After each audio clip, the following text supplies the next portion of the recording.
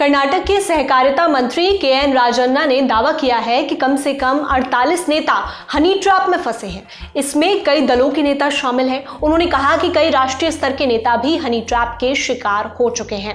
राजन्ना ने राज्य के गृह मंत्री जी परमेश्वर से इस मामले की जांच कराने की मांग की है। पिछले कुछ समय से राज्य के 2 मंत्रियों के हनी ट्रैप में फंसने की अटकलें लग रही थी। 20 मार्च को विधानसभा में बजट सत्र के दौरान इस विवाद ने बड़ा रूप ले लिया। विजयपुरा से भारतीय जनता पार्टी के विधायक बसनगौड़ा पाटिल यथनाल ने दावा किया कि सहकारिता मंत्री को फंसाने की कोशिश की गई है। उन्होंने कहा, कर्नाटक में जो सत्ता यानी कांग्रेस में है वो अपने भविष्य के बारे में सोचते हैं, अपने परिवार के भविष्य के बारे में सोचते हैं। उन्हें अगला मुखिया बनना चाहिए या कुछ और। आज राजन्ना का नाम लिया गया है, कल किसी और का होगा। इसके बाद राजन्ना ने इस पूरे मामले पर अपनी सफाई देनी चाहिए।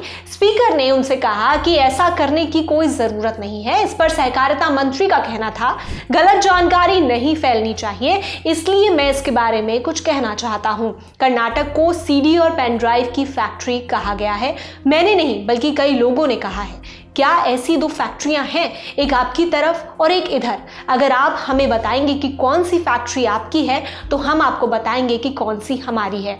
यह एक गंभीर आरोप है। ऐसी खबरें हैं कि तुमकुरू के 2 बड़े मंत्री हनी ट्रैप में फंस गए हैं। कई कहानियां सामने आ रही हैं। अब तुमकुरू से एक मंत्री मैं हूं और दूसरे डॉक्टर परमेश्वर हैं। सिर्फ हम दोनों हैं।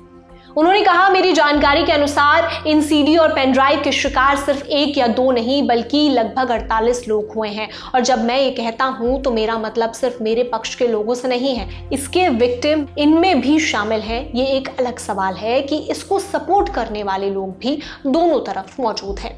राजन्ना ने आगे कहा कि यह मामला सिर्फ राज्य तक ही सीमित नहीं है। कई राष्ट्रीय दलों के नेता भी ऐसे जाल में फंस चुके हैं और उनके पेन ड्राइव भी मौजूद हैं।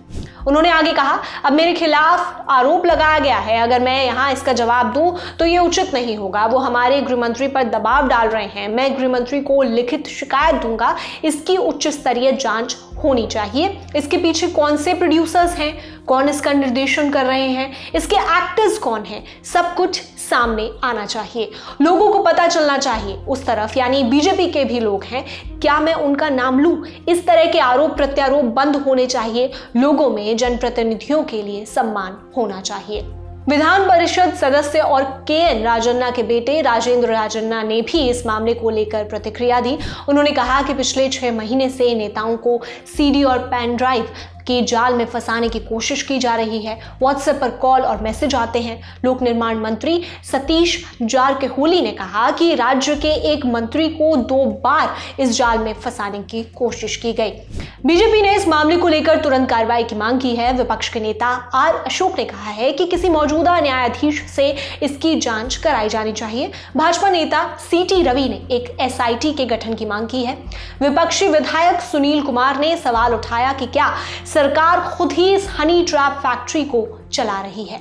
इस वीडियो में इतना ही। इस वीडियो की स्क्रिप्टिंग की है हमारे साथी रवि सुमन और सगाई राज ने। मेरा नाम श्रुतिका है। आप देखते रहिए द ललन टॉप। शुक्रिया।